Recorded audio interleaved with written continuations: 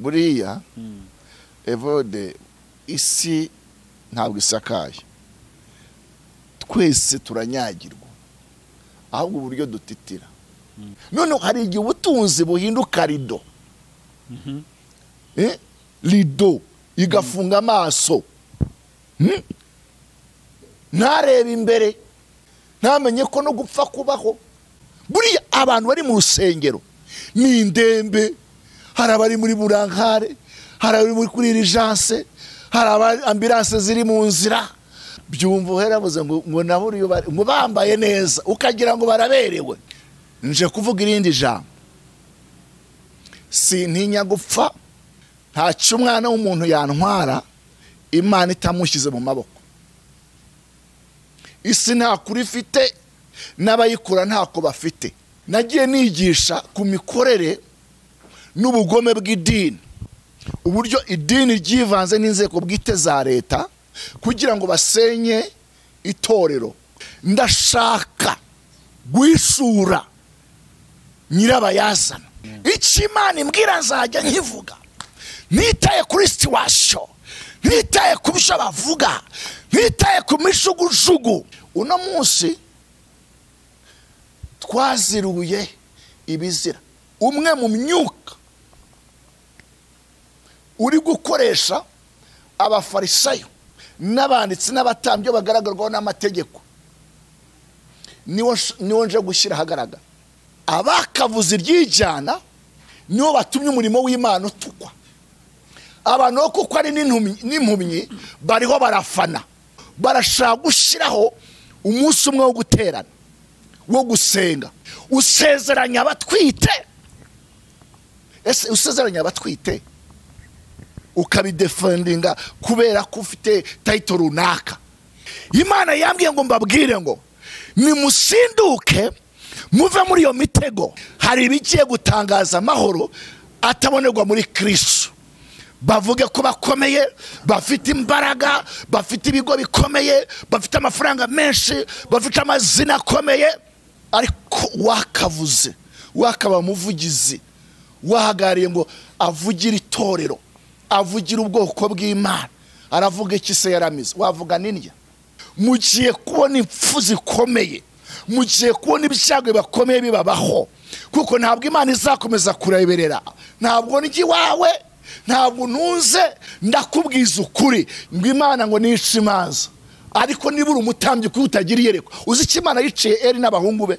Uno munsi uri paseri, urasenda umugore ugashaka undi, ipo uravuga iki?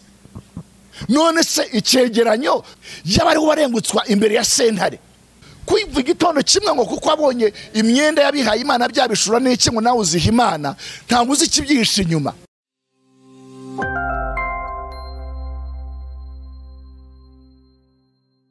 Yes, reka nanjye ngusuhuza kandi ngushimira kuba wahisemo Isezerano TV. Ni by'agaciro gakomeye cyane kuba ugarutse kuba natwe umwanya nk'uyu nguyu. Ushobora kuba ari mu gitondo, ushobora kuba ari ku mugoroba, ariko aho uri hose ndagusuhuje kandi nkwifuriza kugubwa neza, ndetse ngusabira ku Mana kugira ngo ibyifuzo byose waba ufite Imana ize kureba ikukugenza. Wowe icyo ukwiye gukora gusa ni ukazisengesha ubundi ukayizera. Nzi ko byose bishobokera abizera. Kuri kamera mwayibonye turi kumwe na Pst Gabriel. Twishimiye kuba nawe Pastor. Murakoze Evode, nanjye ndabyishimiye. Amakuru y'iminsi Pastor? Makuru nta birenze, nasanzwe turashimira Imana muri byose. Hari byinshi ntabwo twabirondora ngo tubirangize, turashima Imana muri rusange. Uravuze ngo dushima Imana muri byose, kandi ubwo twari turimo tubivugaho twibaza hari igihe umuntu aba afite ikigeragezo kirenze ugasanga asa nkaho yibagiwe ko wenda Imana ari igena byose. Ese igihe umuntu ari mu bigerageza nabyo biroroshye ko umuntu ashima Imana? Oya, ntabwo kijya kirenga, kuko niyo yivugiye neza ngo ntimutangazwe n'ikome ry'ibagerageza, hamwe n'ibagerageza Imana izabacira kanzu, kandi ngo nta igeragezo cyiza kirenze kwizera k'umuntu. Mu yandi magambo, buriya mwarimu atanga ikizame kijyanye n'ibyo abana bize, aba making sure ko abana bazagitsinda kuko babyize. Rero Imana ni umwigisha mwiza n'umubyeyi mwiza. Tubone n'umwanya wo gukomeza abari mu bigeragezo bahumure hamwe nabyo Imana izajya ibacira kanzu bakomere. Ibigeragezo ni byiza. Ni byiza ku ruhande rumwe. Ni byiza cyane kubera ko turi mu isi y'intambara. Yego. Rero ntabwo byoroshye kurezista imbere y'ikigeragezo cyangwa se imbere y'ikibazo udafite imbaraga. Rero Imana ibigutegura urugero ishobora kubigutegura business ikomeye y'amamiliyoni menshi, none ikabanza ikagucuramo kuvanaho umutima wo kuba imbata y'amafaranga, kuko ibona izaguha amafaranga. Ayo mafaranga yazakutandukanya nayo ukajya mu bintu bibi byinshi. Yego, urugero nk'uriya mwana, uriya musore wasabye umugabane se. Yego. Ntabwo yari yarateguwe, we yarayashegeye asaba umugabane se yarawumuha. Naye n'abakristo bameze gutyo, Imana ikaguhafatwa kuko nyine wakomeze kuinsist irabiguha. Ariko ureba icyavuye muri uriya muhungu, yaragiye ajya kuragira ingurube asoza nazo zidashobora guhazwa n'ibyo yazihaye. Kandi yarahaye kondisiyo yuko atazarya ku biryo by'ingurube za bose. Yisanga rero yakubititse asubirayo. Ariko iyo wateguwe iby'Imana igobasha kubihagaramo neza. Wari wahura n'ikigeragezo we gikomeye ukavuga uti Imana iranteguye koko? Nibwo buzima bwanjye. Nibwo buzima bwanjye. Kuva nyakira agakiza nibyo biryo byanjye. Hari ikosa nigeze gukora, ndibuka mbatizwa, navuye Kicukiro n'amaguru njya mu mujyi n'amaguru, hari hafi ya roundabout, mvayo n'amaguru ntaha. Noneho ndi mu nzira mbatizwa, already zari intambara naho nabaga. Barambwiye bati se urabatizwa nta soda nta cyumva, bari bazi ko kubatizwa ari ukurya no kunywa. Ariko jye nari nzi ko ari ugupfana na Kristo ukazukana nawe. Ngeze mu Gatenga nari naniwe shonje, senga isengesho ribi ntimuzarisenga abadukurikira. Ndavuga ngo Mana, narakijijwe n'ibyo numva mfite amahoro mu mutima ariko ndashonje. Mpita ndavuga ngo ni ubuhamya bwanjye bw'ibigeragezo. Ubwo ni cyane hafi imyaka 17. Mbwira Imana ndavuga ngo Mana, iyo nza gukizwa nkagira gute nkipfira, kuko gupfa bindutiye kubaho. So numva nabaye nka Eliya, usibye ko Eliya wese mucyura, nje ngira ngo ndacyafite umurimo wo gukora kandi kuko ndumva uhari. Rero warurangiriye hariya. Yahora n'igeragezo cy'umugore Yezebeli, kuko yaravuze ati Imana zari zitamana ubugingo bwe uno musi zibimpore. Rero yumvise ayo makuru, umugabo waciyeho ajya munsi y'igiti cy'umurete kugira ngo kimutonyangize hari amazi ahite yipfira arangirire hariya. Nanjye rero umva nisabiye gupfa, ariko ndashima Imana ko yangiriye imbabazi. N'akantu gato nakubwiraga. Buri umuntu yavuga ko hari ikigeragezo kiruta ikindi, kuko hari ibigeragezo, hari umushaho guhura nawe akavuga ati ngiye narakubititse, nahuye n'ikigeragezo cy'uburwayi. Undi akaza ati nahuye n'ikigeragezo cy'ubukene ntabwo kiza. Buri umuntu yavuga ko hari ikigeragezo kiruta ikindi, undi ati hari icy'urushako. Buriya evode isi ntabwo isakaye, twese turanyagirwa, ahubwo uburyo dutitira. Hari umuntu unyagirwa agahinda umushyitsi akajya kota, hari n'unyagirwa ukabona ahinduye imyenda ntacyo bimukozeho. Urumva twese ibigezo duhura nabyo, kandi igeragezo cyawe si cyo cyanjye, si cyo n'icyundi uri ku ruhande, ahubwo ni gute twitwara mu bigeragezo. Rero ntabwo ndi butanga inzego z'ibigeragezo gusa, hari terime dukunda gukoresha nk'abavuga butumwa ivuga ngo big level big devil. Urwego step intambwe yose ugeraho, hari n'urundi rwego rw'abadayimoni rukuzaho. Yego. ikigeragezo cyo mu busiribateri cyo kimwe n'igeragezo cyo muri mariage. Ikigeragezo cyo muri mariage urumva ahita haziramo n'abana. None se cyangwa kubabura no kubabura okay, mu rugo harimo kubabura, harimo no kubabona, ariko gihe narebye kote yo kubabona. Okay, n'abato bafite Imana bakomeze, kandi mu izina rya Yesu twagusenya na Imana ikaguha urubyaro. Na reka mvuge mu ncamake. Urabona naye nongeye kugira akaguruko kandi hari abo bigusha. Murakoze. Urabona ijambo ry'Imana rigaragaza ko kuba umusiribateri ukorera Yesu nibyo byiza cyane kuruta kuba umugabo wubatse. Kuko biravuga ngo uwubaka cyangwa se urongora cyangwa akagira umugore azarushywa, azagira umubabaro mu mubiri we wo gushaka ibyo kuneza mugenzi we, ariko ingaragu yiganye ibyo kuneza shebuja. Ni ukuvuga ngo ibigeragezo by'ingaragu sicyo kimwe nigize gute nuri mariye. Urumva biratandukanye. Yego. Ubuse umuntu urundi rugero, ubuse umuntu ucuruza ibihumbi 100 n'ucuruza miliyoni 100, umva afite ibigeragezo bimwe? Ntabwo bishoboka. Abakozi si bamwe, imisoro ntingana, umwanya si umwe, energy ntabwo ari zingana. Ntabwo rero Imana guha ibidukwiriye, buri muntu wese Imana imukwiriye kubera urukundo rwayo. Urakoze. None se wenda hari akantu gato nibutse, muri iyi minsi usanga hari inyigisho zivuga ko umuntu ukorera Imana adakwiye gukena. Reka mvuge ngo ntakwiye kuba mu bigeragezo. None ko bitandukanye n'ibyo ngibyo tubwiye. Utekereza se? Ntabwo ndabumva neza cyane. Oya barahari. Yose ko bavuga ko umukozi w'Imana agomba kubaho neza, agatura mu modoka, akagera mu modoka nziza, inzu nziza, nta bibazo. Ibibazo se utekereza ko ari ibihe? Buriya ari imvugo yacu tugira mu Rwanda cyangwa mu Nyarwanda ivuga ngo zirara zishya bwacya zikazima. Rero zishobora kwakira muri izo modoka, zishobora kwakira muri izo shato, ndavuga iriya miturirwa, ndavuga ingo cyangwa se n'ibindi bibazo. None se reka nkwereke, mu byahishuwe haravuga ngo uvuga kuri umukire, kandi koko yarabigaragazaga. Uvuga ko wambaye, ngo ariko giye nkurebye mbona uri umutindi, mbona uri impumyi. Si wowe nuri kuvugwa ahangaha. Yego.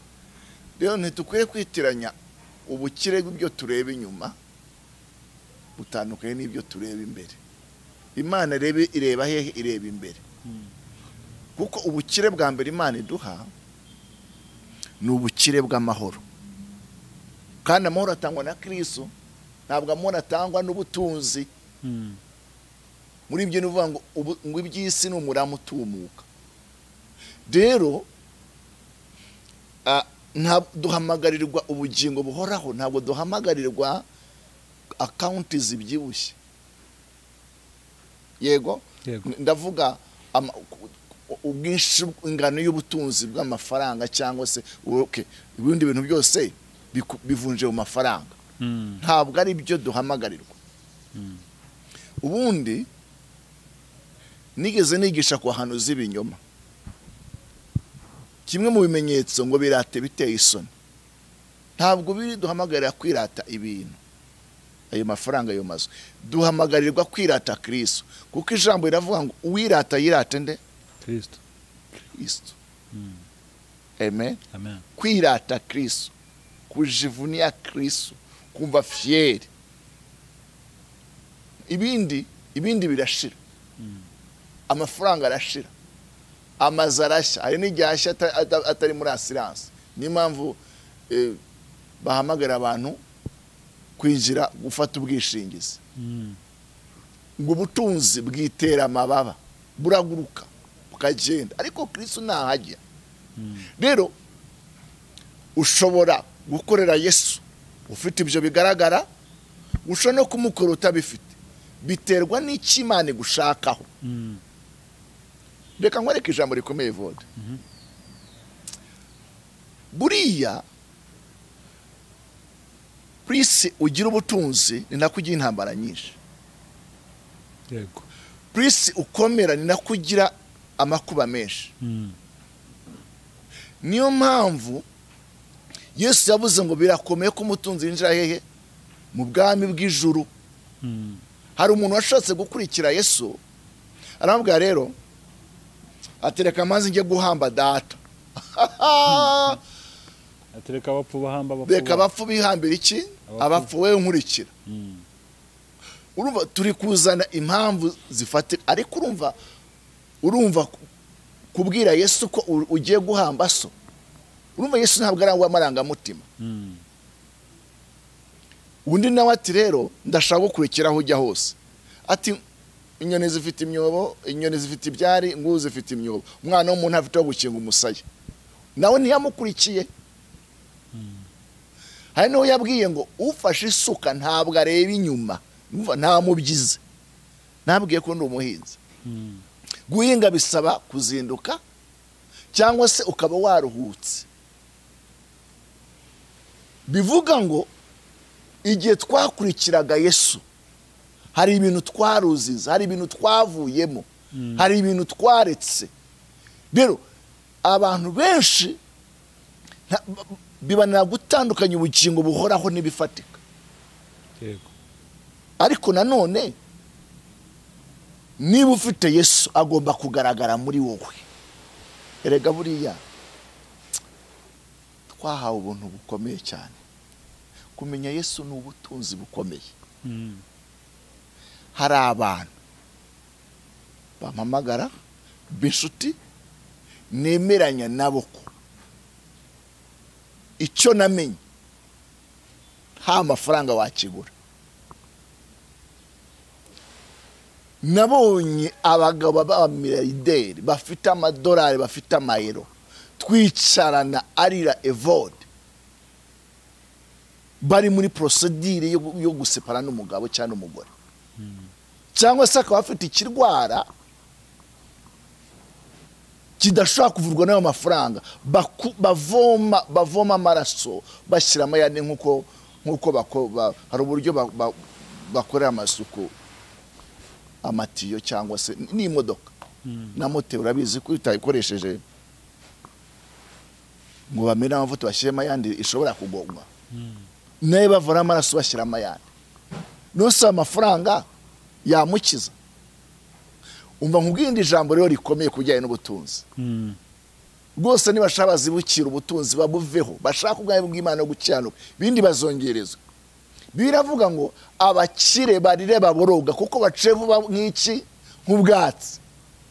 None hari igihe ubutunzi buhinduka rido. Rido igafunga amaso.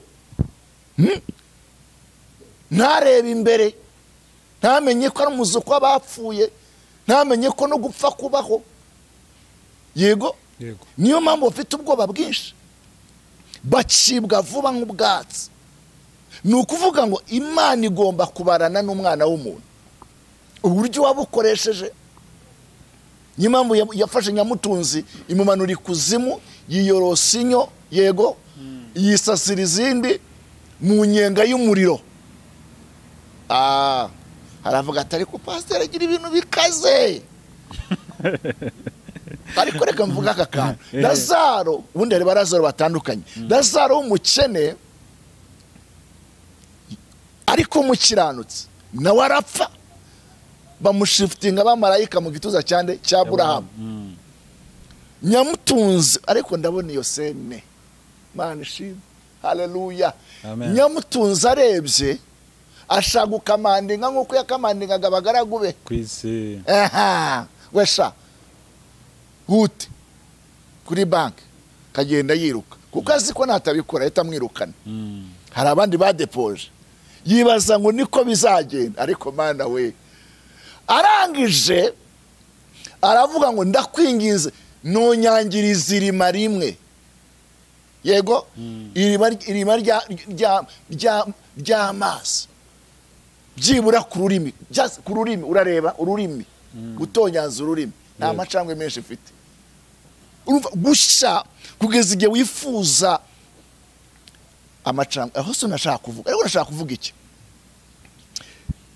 Yaramubwiye ngo hari distance, hari intera nini cyane, hari umworera, ntibishoboka. Ibi ndabivuga nkumva nakuzuzwa.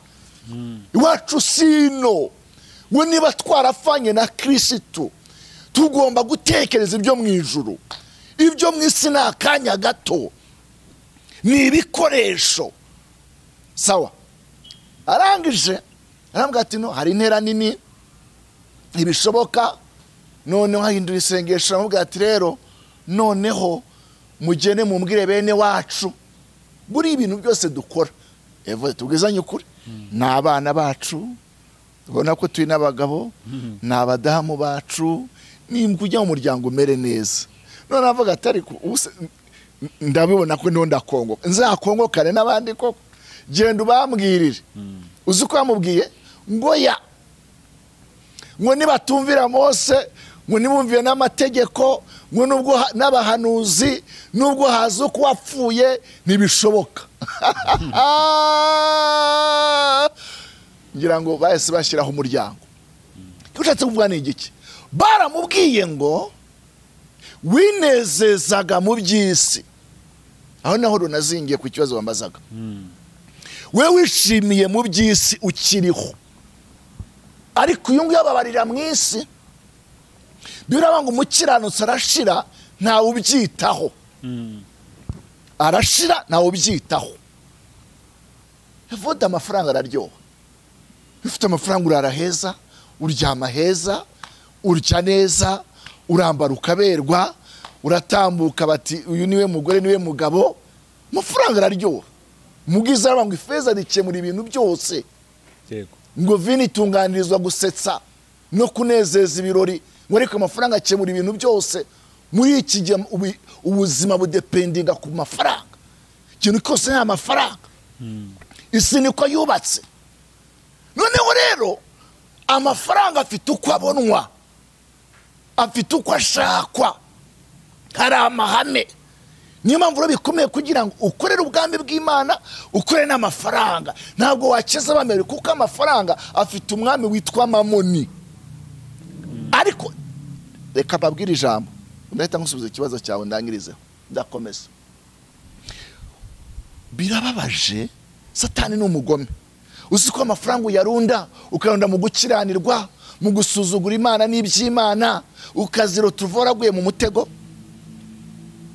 Hosea aravuga ngo nimubona ibishago yibateye bizabatera kunshaka. Buriya abantu bari mu rusengero ni indembe, hari abari muri burankare, hari abari muri kuri urgence, hari ambulance ziri mu nzira, hari abari ku miti, hari abatangiye koroherwa. Urumva? Nta muntu ucya mu itorero kuko aguwe neza. Ni bake, ni ibibazo, n'agahinda, n'induru, n'umubabaro. Wese afite icyamujyanyeyo. Byumva uherabuze ngo naburiyo ngo bambaye neza ukagira ngo baraberewe. Imana yampaye Imana yo kurondora. Iyo yarayimpaye iraneranya, intera agahinda. Okay. Nabyisanzemo kandi nayigize ntaranakizwa. Ndakureba gusa. Rero iyo urebye hari abagenda bacuramye, hari abagenda bahitamye kandi ubona bameze neza. Kuki Satani arakureka akakujugunya murambusha aho utazakurwa n'amafaranga. Ibibazo ubona isi ifite ni ukugendera mu mwijima. Ntabwo rero Satani akureka kuko we ni ukwica, ni ukwiba, ni ukurimbura. Arakureka akabiguha, yarangiza akagutamo ukazataka nawe ukumva. Noneho dufite n'ikindi kibazo, baraza kwa muganga bakaduteka n'uburyo tubavura. Ariko pase ngo buriya ngo umuntu yaboka gute, ngo buriya ngo yavaho gute nyatse, ngo ariko buriya ngo buriya ngo yahinduka gute, ngo buriya ngo yakira gute. Urumva? Kandi ubwo arabikubwira avuye n'ahandi. Ibintu byo kuraguza by'ibigirwamana no guterekera kuko bazi Imana. Rero reka mbabwire, ntabwo amafaranga akemura ibintu byose. Ntabwo mu mutima w'umubabaro ntabwo amafaranga yazana igisubizo. mu rugo byanze rwasenyutse habwa amafaranga rushobora kugira gute kurwangiza noneho ariko ufite ubugingo buhoraho muri Kristo bubonerwamo haleluya abeshwaho no kwizera aravuga ngo nubwo ayo mafaranga ntayabona ndakomeza nkiranuke ndakomeza nezwe ejo umuntu yarambwiraga tuganira arambwira ati rega pasi ati je ninya ati business nyanyijya mu mupaseri ati business ati nayijyamo ambwira ibyo yakoze nkayirondomukiramo nyine amafaranga tubira muri business abamo amanyanga ariko mwereka ko niba ikintu kigucumuza cyihorere kuko ufite intege nke ariko nivuze ngo muri business abantu bose barakiranirwa niba ari yego ni oya ubu maze gutura telefone zigera kuri enye nzisubiza ariko gimaze gutebyiri na bahita bakuramo bakayifunga bagakuramo simukadi ukibaza ubu ngubu aragenda akumva ko telefone ariye wabyo bita ngo ni risk ya mwinyezi Mungu ngo namahirwe ngo yitoreye buriya ngo mujura aruko ngo yafashwe ariko ubundi yatafashwe nyine Imana yamuhaye amahirwe kandi nabo barasenga ariko ibyira urabikora ukagira ngo hanye nawe ubu ngubu abantu buzuye imivumo batari kwishyura ubwabo bazishyurwa na generation hafi 3 niyo mpamvu uyu musore wakurikiye risa ninde Gehazi yaguze guca aca ruhinga atwara ifeza n'izabu bya Namani Elisa mubonye yamani yo kurondora arabwira ngo umutima wanjye wajyanye n'uwawe none uno munsi ibembe byande bya Namani ntabwo yavuze ngo bizakomaho n'urubyaro rwawe buriya yahanuraga avuga nura mugore w'Ishunemu amuhuza nuriya mwami ariko ari umubembe n'urubyaro rwe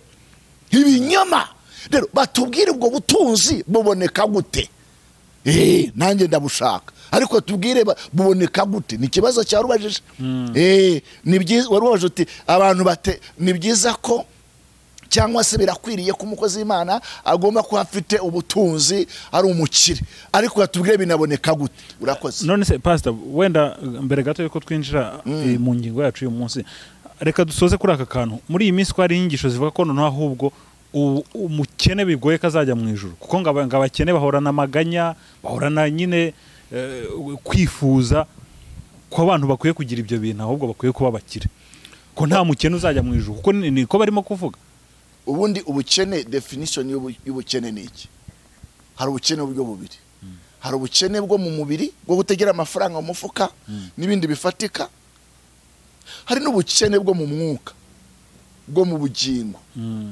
ni wa wundi twavuze mu byahishuwe nguvuga ko ari umukire akavuga ko yambaye areba kandi ari iki ari umutindi sinumukene we arenze kuba umutindi ni umuhanya buriya iki gihugu cyacu Imana igitabara buriya abanyarwanda tugira icyo bita umuco naho ni karande cyutuka kituko kitari bigatuma tutanagisengera ntabwo ari umutindi gusa ni umuhanya ibintu tugiye tubyita amazina yabyo none se uwo ngo si umukene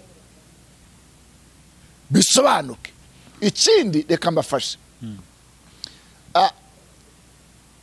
Imana ihamagara abaswa buriya evode nidukoma urusyo dukome n'ingasire niba ukorera Imana nababwiye ko Imana idakoresha abaswa ihamagara abaswa ikabakoresha abanyabwenge rero Imana yamaze kuguterekamo ubwenge bwayo kuko ubwenge bwacu ni Kristo niwe bwenge bwacu niwe mahoro yacu niwe mbaraga zacu nukwitegereje abona urimo Imana ubu rero birabaje ko ntitumubonamo Imana n'umwuka wera n'umwana we ntitumubonamo n'ubwo butunzi byangiza bikatuvanga erega nta wigeze asuzugura intumwa ahubwo zabateye ubwoba babashyira no muri gereza ibirema byaragendaga impumyi zararebaga rubanda rwari rwabagomoke kugeza n'igihe bavuze bati murarushywa n'iki ko rubanda rugize gute rumugomokeye.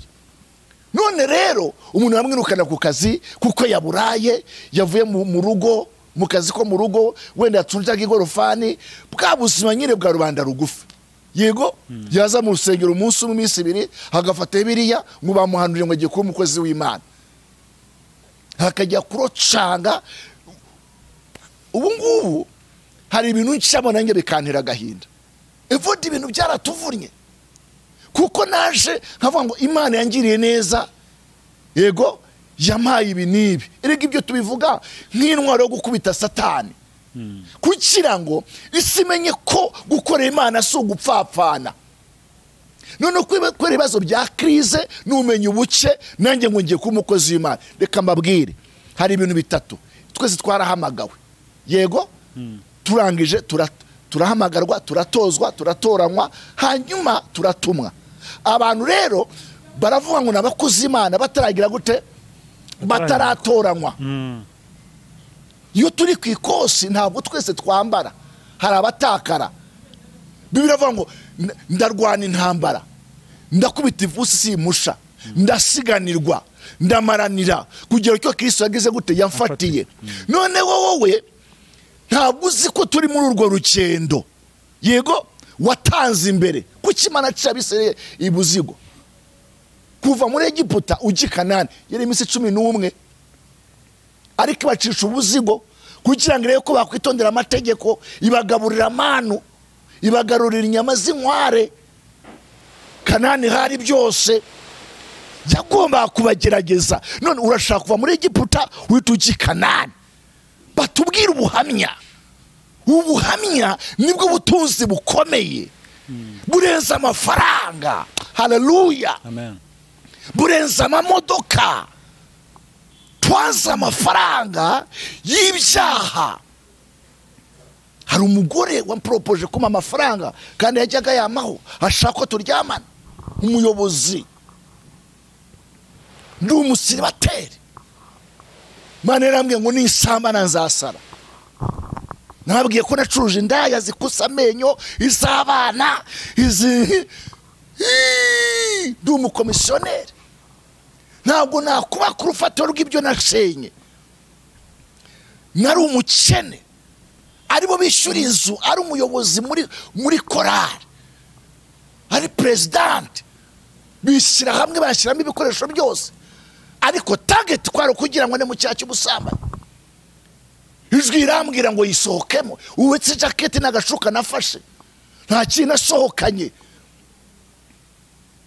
Ariko kubera ko ari umukozi wa Satani, nawe Imana yamuhembye kumusenyera.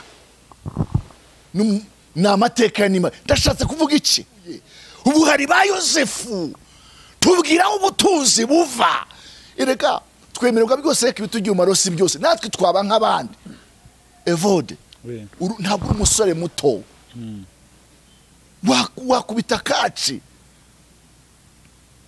wakweskroka, wakwinjira. Abagore bafite amafaranga murabizi, muhora murira, murabimbwira, babatuburiye. Twemererwa byose bitugira umarosi byose. Imwe mu mpamvu magarano nihanjagari nkavuga abankunda bakangunisha umutima atari ururimi, nuko mvuga ubuhamya, mvuga ibyo nanyuzemo, nkaba mbashe kuba mpagaze ubu. Ntunege iminsi ngo niba uhagaze wirinda utagwa.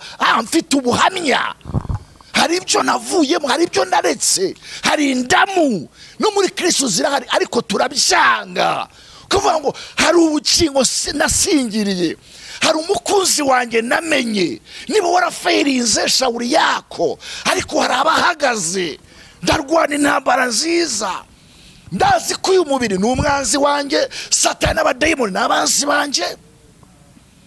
Yego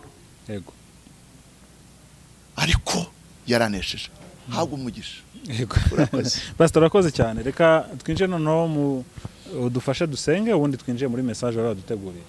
Mbere ko dusenga, reka dusomere ijambo ry'Imana. Haleluya, amen. Reka twihute mu gitabo cya Luka, nari gusoma ibyanditswe bibiri ariko reka some kimwe. Luka igice cya 11 umurongo Luka 11 umurongo 52. Haleluya. Byanditswe biravuze ngo rirakomeye ntabwo byoroshye. Katuye dusenge. Mana mu izina rya Yesu Kristo ndagushimiye kubw'ubuntu bwawe wanjiriye. Amen. Kongererwa amahirwe yo kuza hano. Reka umwuka wankoreshe ugira umuntu bohora mu izina rya Kristo neze kubikoze. Amen. Amen. Haravuze ngo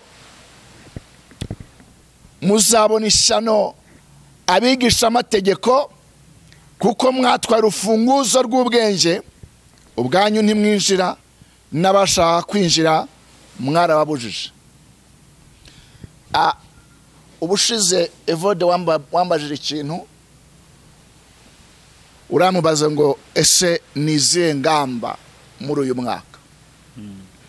Ndavuga ngo muri uyu mwaka umwuka Imana intije nuwo kuyikorera. Nje kuvuga irindi jambo. Sintinya gupfa, uyu mubiri uzapfa ariko umwuka niwe uzabona Imana. Uyu mubiri ntacyo umaze, ni housing, ni karton, ni ibimfasha kugira ngo nkomeze nkore umurimo wa data. Ntacyo umwana w'umuntu yantwara Imana itamushyize mu maboko. Isi nta kuri ifite n'abayikura ntako bafite. Dero Imana impamagara yari imbwiye ngo ningende ngaragaza ukuri. Hari ukuri kw'uburyo bubiri. Hari ukuri k'umuntu ku giti cye n'ukuri kw'Imana. Ndavuga ukuri kwa Kristo. Nagiye nigisha ku mikorere n'ubugome bw'idini. Uburyo idini ryivanze n'inzego bwite za leta kugira ngo basenye itorero, basenye Kristo, nibo bagambaniye Kristo. Uyu munsi ndagaruka kuri uwo murongo. Uyu munsi ndavuga intwaro ikomeye ariko idakomereye Yesu agomba gusenya, kuko irema umucuzi n'irema n'umurimbuzi. Ibi byose tureba umwiryane mu madini cyangwa se mu itorero ngo ba bishop, aba apotre, aba reverend, ba kanoni basubiranyemo ngo bakurubaniye mu nkiko. Ndashaka kumena gwishura nyirabayazana. Mvuze ijambo rikomeye Yesu nuvugiye muri nje. Aravuze ngo muzabona ishyano abigisha amategeko. Abigisha amategeko ni bande? Ni abahagarariye itorero. Uno munsi uravugana nanje byakunaniye kujya mu rusengero kubera ibikomere wahuye nabyo. Uno munsi hari abantu uzi banze itorero, banga n'abantu bitiriwe Imana. Bantu muri kunyumva, amategeko n'ibyahanuwe byakagombye kugaragara ku bakozi b'Imana. Ndavuga bari ku musozi w'idini, ndavuga bavuga ijambo ry'Imana, ndavuga intumwa, ndavuga abahanuzi, ndavuga abashumba, ndavuga pastors, ndavuga aba evangeliste. Nibo bakagombye kurepresent Imana. None twujuje ibikomere mu bantu. Imana iravuze ngo bazabona ishyano kuko nabigisha amategeko. Kambabwira wamenye byinshi azabazwa byinshi. Ntabwo nzanye amarangamutima. Yesu aravuze ngo bafite urufunguzo rw'ubwenge, bararutwaye, bararwimuye, barangije barabamba, bahinduka bariyeri, bahinduka inzitizi. Ntabwo binjira, n'abinjira barabazitiye. Umva nkubwire, nje nk'umuhanuzi. Haleluya. ushobora kundwanya, ushobora kumpagurukira, ariko umwuka undimo ntabwo wawushobora. Haleluya. Amen. Barupinzi barahari. Nibutse ijambo Elisa yabwiye igisonga umutware yegamizaga. Yaramubwiye ngo ejo nk'iki gihe indengo ya sayiri izabigurwa shekeri nke. Aramubwira ngo nubwo amarembo y'ijuru amadirisha yakinguka, byanyura he, byaca mu zihe nzira. Yakoresheje ubwenge, ariko akoresheje umwuka w'Imana. Aramubwira ngo nange ndekukubwira ngo uzabirebesha amaso, ibyo waruhiye bigiye kutunga abandi, ibyo wakoreye imyaka myinshi hari abagiye kubinezerwa.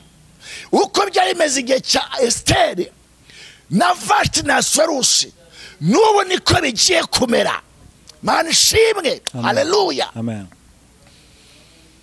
Imana ntibesha, iri inyuma y'ijambo ry'umugaragu wayo ngo risohoze. Haleluya, haleluya, haleluya. Amen, amen. Aramubwira ngo uzabirebesha amaso ntuzabirya. Hari mu gihe abagore bariho bararya abana babo. Barya uwa mbere, bakora ikibina cyo kurya abana, barya uwa mbere, bagiye kurya uwa kabiri, nyuma baravuga turavuga uvuye aho. Umva ubupfapfa, kutamenya Imana, barya ibiribwa n'ibitaribwa. Hehe, kuki? Hari kugira ngo bamenye ko muri Isiraheli hari umuhanuzi, bagiye kumenya ko mu Rwanda hari umuhanuzi. Imana igiteza ibibazo kugira ngo ishyire mu bikorwa ijambo ry'umugaragu wayo. Haleluya. Iki Imana imbwira nzajya nkivuga, nitaye kuri situation, nitaye ku byo bavuga, nitaye ku mishugujugu.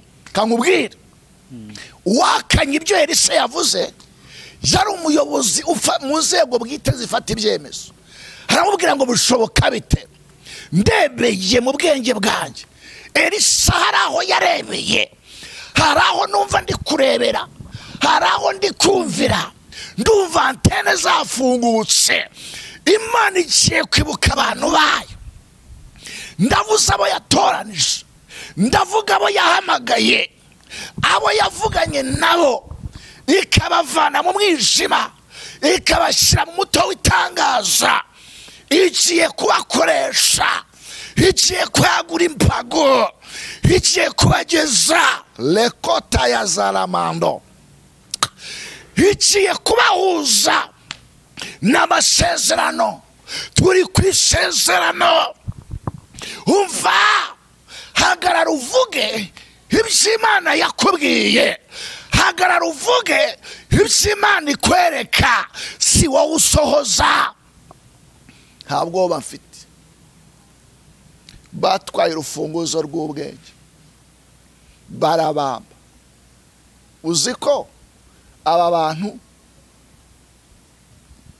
bivuye mu nkuru nziza y'ababembe bane bahuje umutima, barabakandagiye, umwuka urahera, baragenda baracaginga, barabohoza, bazana ifeza, bazana izaho, bazana indogwe, bazana imyenda yo gukuranwa, bazana ibiryo.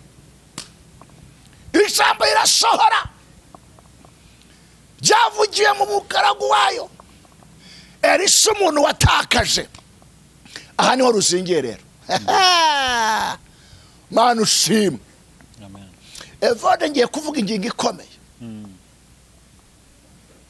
Uno munsi twaziruye ibizira. Umwe mu myuka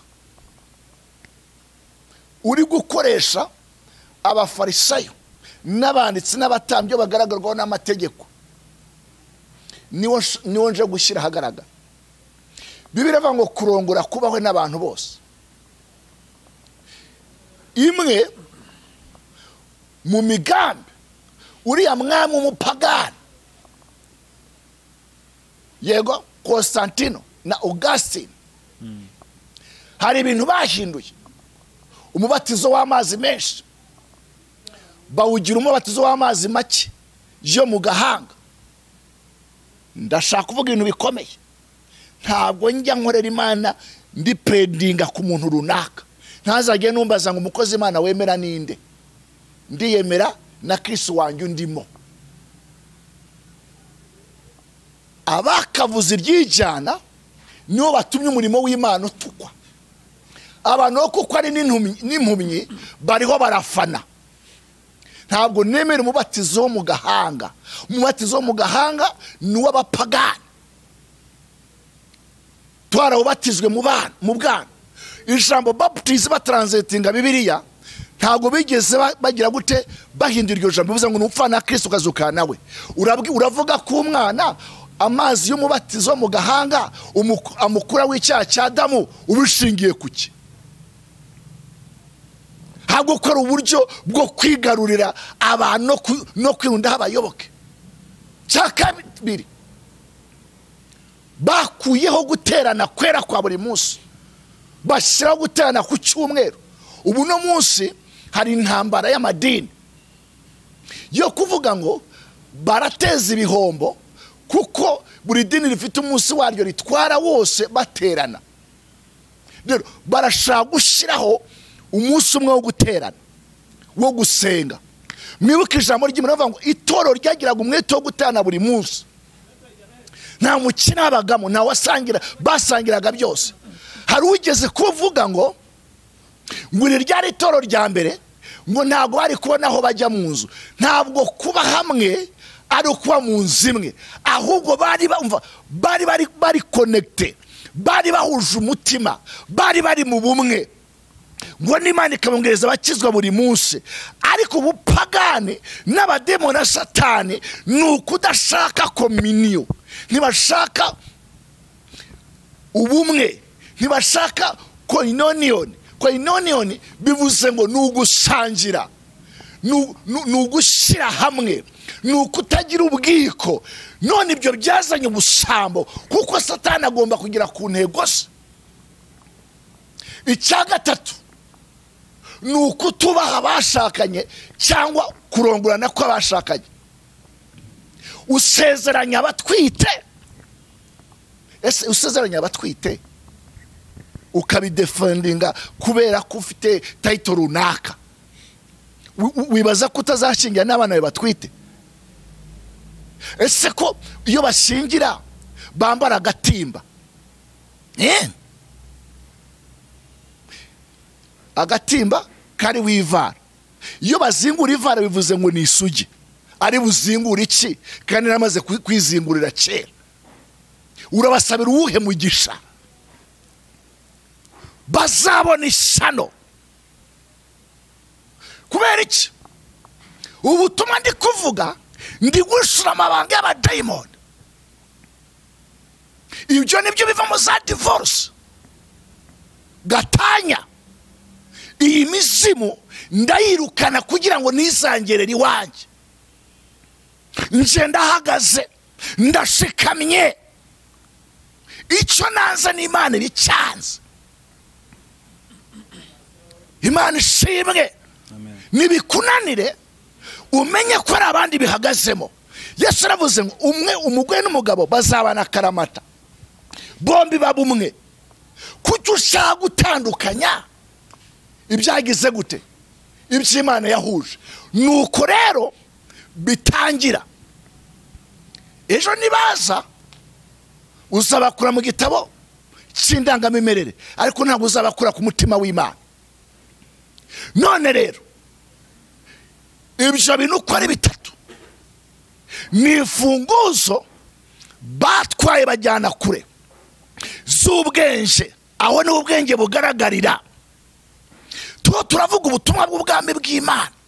Ubundi kurongora no kurongorana cyangwa gushakana k'umukwe n'umugeni ni igishushanyo cya Kristo n'umukwe. Twawukinga ubonerwa muri Kristo Yesu. Imana yambwiye ngo mbabwire ngo nimusinduke muve muri iyo mitego muze kwa Yesu. Azabaha umurongo ngenderwaho, azabigisha uburyo guterana ari byiza. Uno munsi evode hari ubukonje mu nzu y'Imana, n'abaza baseta ibirenge. Kuki? Byatangiye kera, kuko nabakuraho guterana kwera. Uriya mwami umunyamwaga ngo azatera afite imbaraga, ngo azaba afite imbaraga zikomeye cyane, ngo azasenya rimbure bikomeye, ngo narangiza kure igitambo gihoraho asibanga ubuturo bwera, narangiza yicare atangaza amahoro. Hari ibigiye gutangaza amahoro atabonerwa muri Kristo. Bavuge ko bakomeye, bafite imbaraga, bafite ibigo bikomeye, bafite amafaranga menshi, bafite amazina akomeye, ariko bafite urufunguzo rw'ubwami. Mfite inyota, mfite inzara, ndabihangayikiye yuko ngiye kuzabona itorero ryuzuye imbaraga z'Imana, abagabo n'abagore babwiriza ubwami bw'Imana, batabwiriza isi. Ntabwo imbere y'Imana ari aho gupfira, naho gukirira, naho kubonera ubuzima. Umwe muri bakuru bacu uriya Ruteri, Martin Luther, asohotse mu idini ry'ubupagani bagurisha indurujezi na PURIGATORI, baramuca.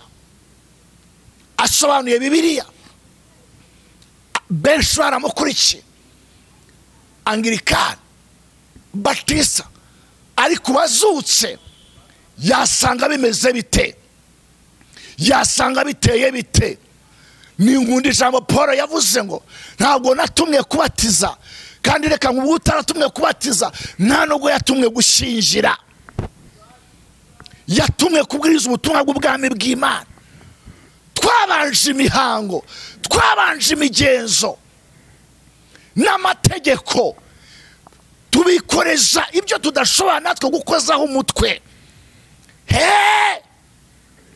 Muve mu buhumyi, muve mu mwijima mwinshi, muve mu mwijima mwinshi, muze mwisigara. Mana ishimwe.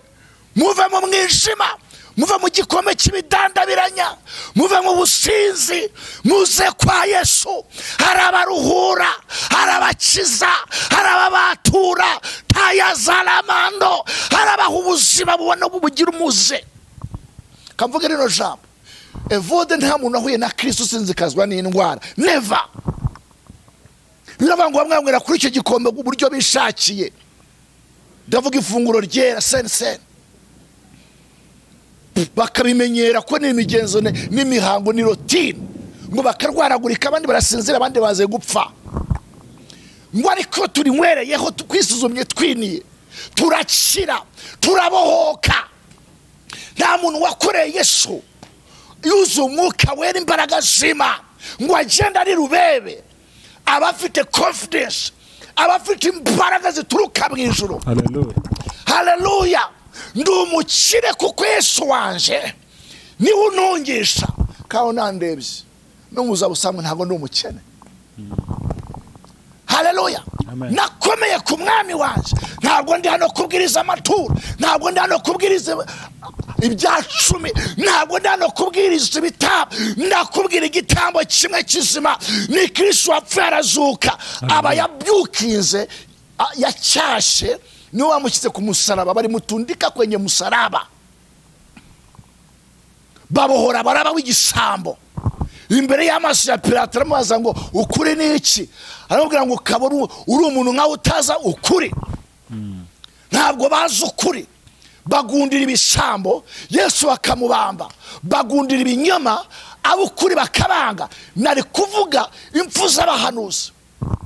Yesu aravuga ngo mwirinde abahanuzi bambaye niko babagenje gute? Barabasempatizaga cyane, babavugaga neza cyane, muri abantu beza, twemera umukozi w'Imana. Yes, ariko mumwemera niki? Ni ikigirwamana mwashize imbere. Nawe wisuzume, bari kukuvuga neza cyane, banza urebe Yesu arakwemera, arakunezerewe. Biravuga ngo umuntu agushwa n'ibyo bamwogagiza, mucye mwihangana mvuga nihanjagara.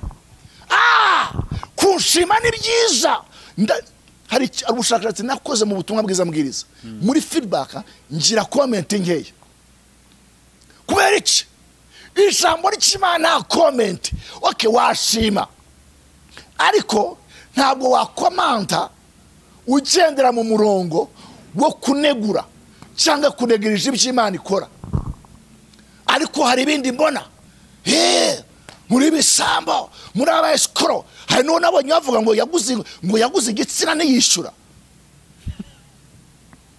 mwazabanza yishure kuri umurongo mpagazeho nta uzabimbwira kuko ntabyo munziho haleluya tayaza lamangara koriyaze ndamaze nirate Yesu wanje dukizwe duhinduke amen twanga ikibiri gisanacho uyu mubiri uratubabaza isi n'abadayimoni biratubabaza ariko twiringira Imana niyo banzi yo kwizerwa yabikoze no kubikora izabikora yivuze izabisohoza Imana so umuntu ngo ibeshe izatugeza mu masezerano kandi dufite ibyo byiringiro ko tukiri bazima Imana ishimwe cyane amen bazabona ishano bafite urufunguzo rw'ubwenge barabamba ntibinjire bakabuza n'abinjira kwinjira ubu harabavuga harabo tuvuga ngo bavuga rikijyana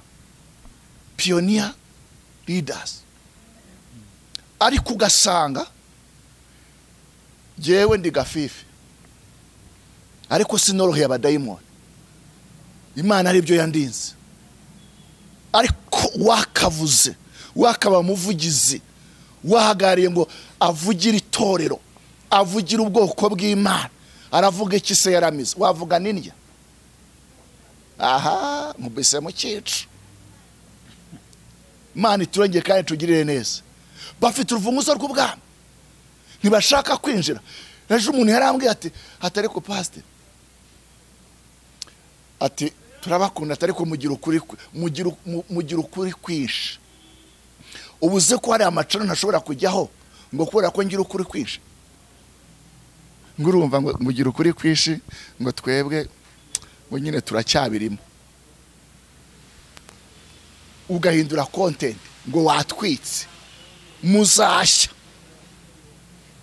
ijambo mvuze nzabisubiramo kandi ningera mu nkiko ntabwo nzahangayika ngo ndavuga iki mwuka wera zampa icyo kuvuga Yesu arabwiye ngo ntacyo nigeze mvugira mu bwongorerano cyangwa mu bwihisho niba bisubiremo nkunda itorero nkunda igihugu nkunda abantu ariko Imana yambwiye ngo igiye gufata bitambitse bafite ifunguzo mugiye kubona impfu zikomeye mugiye kubona ibyago bakomeye bibabaho kuko ntabwo Imana izakomeza kureberera hari umuhamagara Imana yanyeretse kuri iki gihugu hari ububyutse hari imbaraga zigiye kumanuka ntabwo izareberera tayazerema ngala kori yazerema umva ntabwo niki wawe ntabwo ntunzwe na Yesu ndakubwiza ukuri kizwa subira ku butumwa bwiza bwa Bibiliya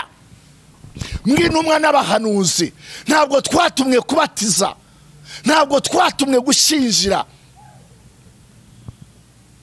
mukobwa umwe naramusengeye ambwira ikibazo yagize umugabo basezeranye bamushingiye bamubatije kuwa mbere kuwa gatandatu baramushingira arangije ibishitani yamukoreye mu buriri baradivoshe nta n'umwaka bamaranye byateye n'umwaka umukobwa ngira ngo nta nubwo aranashaka Dr. bikomerezwa ibyo satani ntabwo abitinya none se bamushingiye batabona yuko ari umupagani mubisi ntabwo amazi ari yakuraho ibyaha ubanza gupfana na Kristo none se reka nkubaze wowe ushaka kubikora ukavuga ngo Imana ngo nice imanza ariko nibura umutambyi kutagira iyerekwa uzi iki Imana yiciye Eli n'abahungu be ngo ntiyaragifite iyerekwa ryeruye ntiyiboneraga yuko abahungu bari gusamura ku gicaniro ngo bituma bisebazinuka igicaniro baryaga ibitambo inyama zinuze ngo basanga umutambyi ngo utetse nk'uko imihango yavugaga, yasanga bitarashya agahita acumitamo icyuma cy'ingobe, kuko ambwira ati mwakwihanganye ntago muri burye, agahita zirya zitarashya. None baragenda ngo barahonjoka, bene Eli barakomera, batanya gusambaniza ku muryango hariya w'ihema mu rusengero. Uno munsi uri paseri, urasenda umugore ugashaka undi, ipo ndabivumye mu izina rya Yesu. Umva, birashobora ko watandukana, ariko shyira mikrofone hasi. Urabwiriza iki? Urabwiriza urukundo rwa Kristo rw'umukwe n'umugeni. We waramusenze, erega birashobora ko yakora amakosa akaguca inyuma. Cyo ni cya amategeko yemera. Yesu yavuze ngo numufata mu busambanyi musende, ariko yagiye kujya kuri iyo level bimeze bite? Hari abitwaza ngo bashakanye batarakizwa. None se Yesu akumara iki muri wowe? Ni motifu tugenda tuzana. Nabahonjotse, wabonye ko atagezweho, hari abana bagezweho. Ntabwo kurongora ari mu mubiri, ni mu mwuka no mu mubiri. Mubonemo Kristo, mubone nk'uko wireba, bizatuma udahangayikira bakabwera. Ndavuga abagabo bagenzi banje, Imana ibatabari bagire neza. Mwazamuye ibiciro. Iyi shati nyambaye imyaka, Yesu yayisiga ubwiza. Kuki ijambo tuvuga ni Bible. Bibiliya iravuga ngo bambaye imyenda niyo bacikiraho, bambaye inkweto n'izabacikiraho, kugira ngo ibigishe kwizera. Imana iradutegura. Aho uzagera ukavuga ngo wa mukristo we, amaturo yawe arashaka kungira imbata, yagumane. Benshi mwimitse, ndavuga abasenda cyane cyane abagabo basenda, bimika abakristo nabo bikirisituje, bakirisitujwe n'izo mpyisi n'izo bihehe nayo masega. None avuga ijambo ry'Imana, kakugira mwiza, akaguha inshingano, warangiza agatangira kuguheta, akabona ko umugore watagezwe, kuki azanye imyuka ubusambanyi ivanye mu isi. Njamba abwira ngo gukura deliverance hari ababihamagariwe, hari n'ababyinjijemo. Iyo ujya gusengera umuntu afite abadayimu n'ubusambanyi 10,000, wowe ufite 3, yo none se kopro yakwirukana general? Ntibishoboka. Ahubwo azagupfukamisha. Nico Delila yakoresha Samson, kuko imbaraga ziri inyuma ya Samson, ya Delila zirutiri ziri inyuma yande ya Samson. Delila afite akashi, bamuguriye abatwene wa Filisitiya, bamaze kumugurira. Imana yanyeretse hari abagaragu, hari abakozi bitwa b'Imana Satani yaguze, yishyuye ikiguzi. Niyo mpamvu mwirirwa muteza imbere za komedi. Agakina mico, agakino bakina, muzikine. Gafaranga nta kizikina, zaramuzamuye. Hari n'abandi basoni bari banyaswa barazikina, ariko bamubwira ni ibigande. Ntabwo inzu y'Imana ari business, ntabwo ari isega bambuse, ntabwo ari mu migina ya kera twahise mu migisha y'ubusambanyi. Hari wambwiye ngo ariko pasa ngo wakizwa na ziriya nkumi abazimu bashi. Urakizwa nyine ugatanga ubuzima, kuko wahindutse. Haleluya, wahindutse cyaremwe gisha. Mubaze muhinduke. Reka mabwire, hano wajya mu gisirikare kugira ngo kubera zira uniform, zira mpuzangano, kabona yabona afande, kuko umva igisigaye kirakugorora, kiragutraining. Yatambuka yabona afite kakaguru k'inkoko pisto, niko tukita. Yaba afite escort inyuma, ubu ntago bigikorwa cyane, ariko imyaka yashize ubonaga ari afande yubashwe cyane. None ukavuga nawe ukavuga uti ibyo byose ngomba kujya nanjye mu gisirikare. Atajya mu gisirikare kundi gihugu cyangwa kugira ishaka, ho ugira ngo azabone uniform nawe agaragare ko yagize gute ari umusirikare. Niyo mu benshi banafata cyane cyane ku bakobwa, agafata uniform ya musaza akayifotozanya, akumva ni fier. Ni nako bimeze. Hari wifuza gufata mikrofone nk'iyi, evoda ntabwo nyangusaba mikrofone. Nta munyamakuru nyasaba mikrofone, ndi imbere yihoraho. Ibindimo nibyo bituma bantumira. Simvuze ko dashobora guhamagara kugira ngo utange ubutumwa. Kubera iki? Dufite abantu babivanze. Yumvise ko gukora Imana neza kubona indamo. baza ari ibirobezo, ari ibisambo, ari amabandi yitwaje Bibiliya. Ntabwo kugendana na Bibiliya bivuze ko ukijijwe. Dufite amabandi, dufite abacengezi, dufite abashakira umutekano mu cy'igihugu, bishisha mu bukristo. Niyo mpamvu gusengera ku misozi bigoye, ntabwo babizi neza, kuko hari amakuru afatwa. Kujya gusenga ugira ngo mama wagiye gufashwa, kuba mufite n'izindi ntereganya ziraho. Abakora akazi kabo k'umutekano. Kuki Satani yambara uruhu rw'iki rw'intama kandi arishegereka mu ikintu gikomeye. Je nigeze kuba ndi muri pati ahantu umuyobozi muri iki gihugu ni umuntu ukunda gutera urwenya, ariko hari igihe umuntu ajokinga imfubyi yumvira mu rusaku. Araje avuga ngo rega tumaze nyine kuva mu isengesho, kuko uwatiwe gusengesha yavuze ngo nimuhumirize dusenga. Aravuga ngo rega ngo baratubwiye ngo duhumirize, ngo badupfumbatisha Bibiliya ngo dusanga badutwaye amasambu. Usare ibyo bikomerezwa tuvuga by'abafarisayo, bafite za compound, bafite ibipangu, bafite ibiturirwa, bafite ibiryo, bafite ibintu. Fani, hari umuntu wigeze kubona mwibasira ahagarariye idini ngo ashaka yarabirimo yabivuyemo.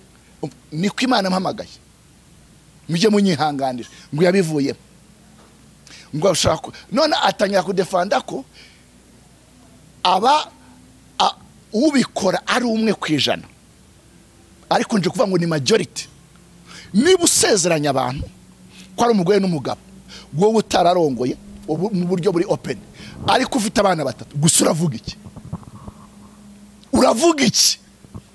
None se icyegeranyo BBC tubwira, ndekane kuvuga BBC, yabari warengutswa imbere ya sentare, bashirwa sino kugura umugore cyangwa umukobwa cyangwa inda ifatika, barepinga abana b'abahungu bitwa ngo ni abantu b'Imana. Aho tutavuga ko muri ibikoresho by'abadayimoni Satani bakoreramo ni iki?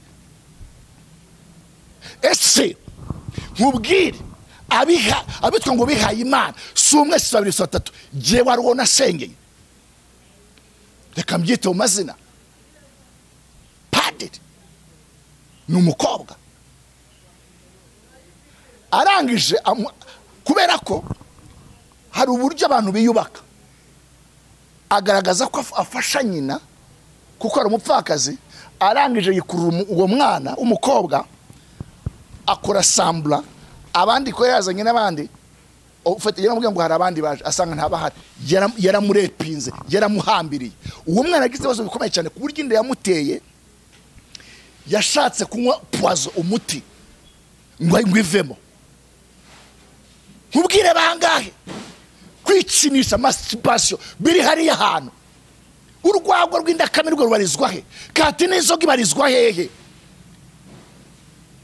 Kuki ntabwo kugira ubuhanga n'ubumenyi, kumenya philosophy, kumenya chemistry, kumenya science, kumenya ikilatini, kumenya everything ibyisi keneye ari byo bitubwira ko dutwara mu bwami bw'Imana. Ntabwo naje muri Yesu kuko nshaka icyubahiro, nta nubwo naje muri Yesu kuko nshaka ubutunzi, nari mbufite. Naje kugira ngo kandi sura umukenda biberurira, naje kugira ngo ntwarwe mu bwami bw'Imana. Niyo mpamvu ndi kubwiriza ubutumwa bw'ubwami bw'Imana. Imana ni yera, n'abayishenga bagomba kubabera. Niba ari icyumbaza ugomba ukimbaze, ndagusubiza, ndavuga munyamakuru, hanyuma senga Imana. Nta kindi bukubaze message ubwo utayumvishe azashyira ikibazo muri comment, tuzagisubiza mu kiganiro gitaha. Yego. Na telefone ziba zihari. Na telefone ziriho, yabaza. Yabaza. Cyangwa se agakizwa, agahinduka. Ejo bundi umuntu akiriye, wamusezeranije n'uwitwa ngo nihaye Imana, hari trike bakoresha, akagusezeranya umukobwa ariko yaramugize umugore kugeza n'igihe umubyarira. Yanamupropoje kugira ngo amubakire inzu, kuko umuntu Imana yamuremye afite icyubahiro. Arangije umugabo arabyanga. Umugabo yarahobagiye, yarazezengeye. Kubera iki? Urugo rwabaye ibikomere. Umva iyo myuka. Imana itubabarire. Nanje ntabwo ni miseke igoroye, ariko hari iby'Imana indinda, hari indamu z'isi nanze. Wigeze umaze ikibazo, ndakubwira ngo nta muntu ukora amanyanga adafitemo interest. Ashobora kugira iy'umubiri cyangwa akagira n'iy'ubutunzi. Ntabwo rero kwivuga igitondo kimwe ngo kuko abonye imyenda yabihaye Imana byabishura n'iki ngo nawe uziha Imana, ntabwo uzi ikibyihishe inyuma. Banza uhure na Kristo. Ntabwo ndi kuvuga ko kwambara imyambaro ingoro n'ibiki byose ari bibi, ariko sika kitwereka kuri umuntu w'Imana mukure y'amaso. Niyo mpamvu ubona abantu bitwa ngo n'ab'Imana ntibacyubahwa, nta gaciro. Kubera iki? Byarivanze.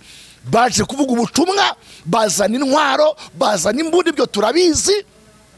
Bagasoma gategisimo, bafite zamugo, bari bafite intwaro hano, turabizi. Ubukura naho bwavuye, ubwo bukone ntaho bwagiye, n'ubu ngo burahari. Ariko Imana yambwiye ngo nzababwire ngo hari urufunguzo Imana igiye kubambura. Hari abandi bantu bashimana igiye gutambutsa, hari ibiharamagara, hari abantu Imana yirongeye badatinya bica umubiri, ahubwo batinya bica ubugingo. Banga cyane gisa nacyo. Ndashaka gusengera warakomeretse, komerekera mu nzu y'Imana, komerekera mu itoro, komeretswa na bene data. Ndashaka gusengera waraguye, urashaka kwakira Yesu, reka musengere. Mana mu izina rya Yesu, ndasenza umuntu wese ushaka kugarukira waguye, wongere umuhagurutse, wongere umuhe umugisha, wongere umuhe imbaraga, wongere umukore ku maso, wongere wagure imbago, wongere umurwanirire, wongere umwiyereke, wongere umwishurire, wongere alato ya zalamanda ya kori ya zeno, wongere umusoka amavuta mu izina rya Yesu. Waravuze ngo butware bwacu bwo kugatinya kuribo ni ikimenyetso cyo kurimbuka.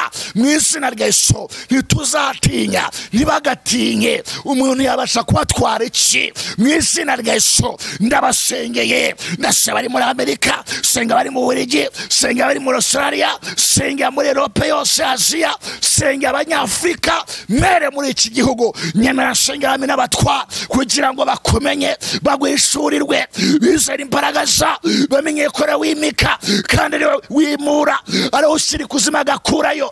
Mu izina rya Yesu Kristo ndagushimiye ku cyo ukoze, ni mwiza rya useneze kubikoze. Shalom, ndabakunda, amen.